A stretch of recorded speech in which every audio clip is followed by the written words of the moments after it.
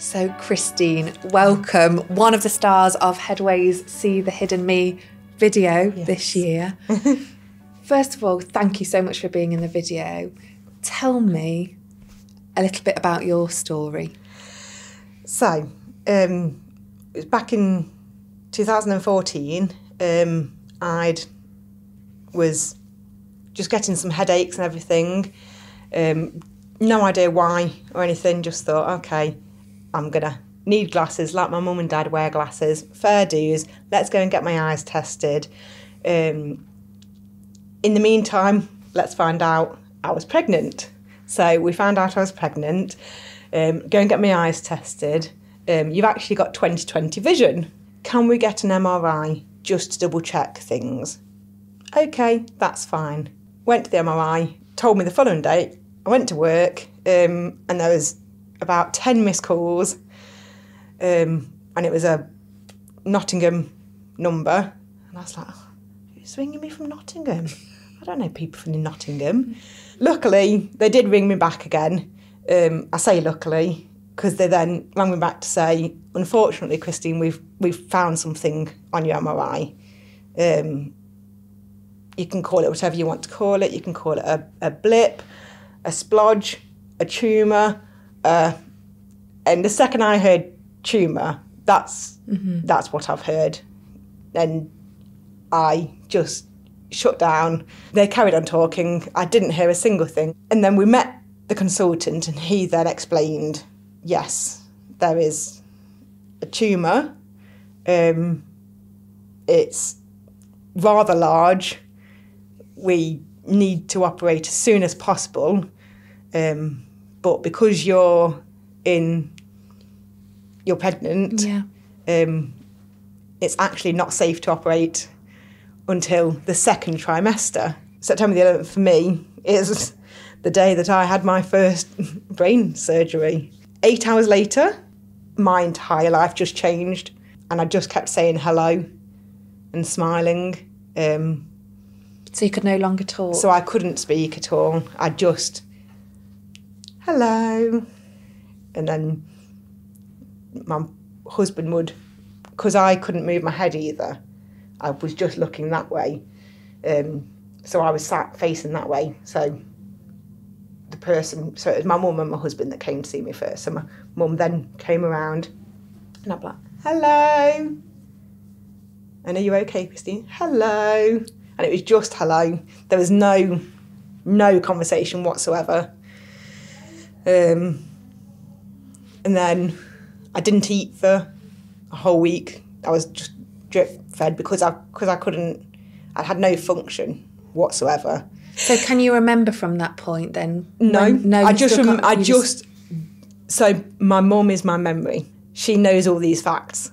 Your mum shouldn't have to go through your child going through all of that. But she's the most supportive person in the world, so.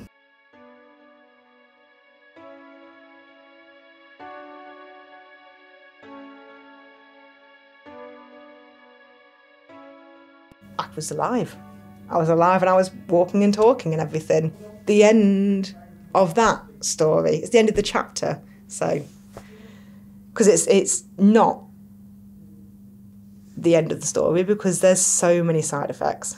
What are some of those side effects? My neuro fatigue. I never knew what neuro fatigue was until the lovely Headway informed me of many of these terms because I had a tumour, I get tired, why?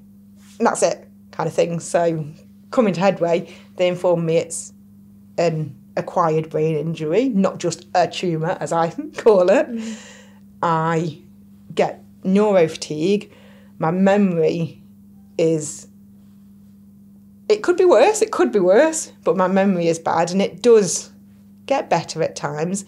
As long as I've slept, I should remember things. Should.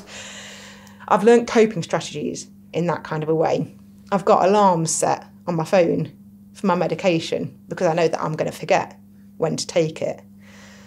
I have to set reminders the day before, an hour before, and on the actual time for anything I do, anything that I have scheduled to do, I have to set that. Otherwise, it doesn't happen.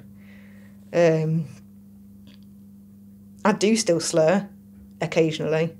It's nowhere near as bad. I stutter occasionally. I get very irate. I think that's my most frustrating side effect, because I know it affects other people. And do you think people understand that about? No. No. No. I think they try to. Very, very much try to. And I think I don't think any less of them if they don't. Because for me, I wouldn't. Up till me having my brain injury, I've never thought of anything that, oh, you should be better.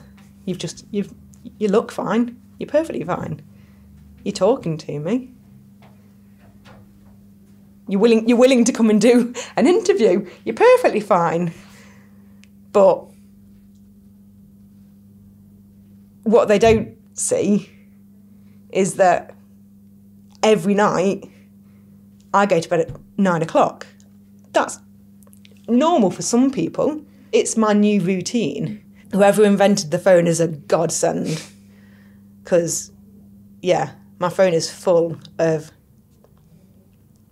recordings. Because anything that I've spoken or anything that anyone else has spoken, I need to remember it. But I can't remember it, so it's on my phone. Any notes that I know I need to take, right on my phone.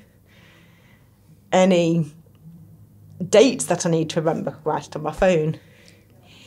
I've got anxiety as a side effect of everything, so I'm on my phone quite a lot to just take myself. You know how lots of people would sit and play with a fidget cube or something? I play with a phone.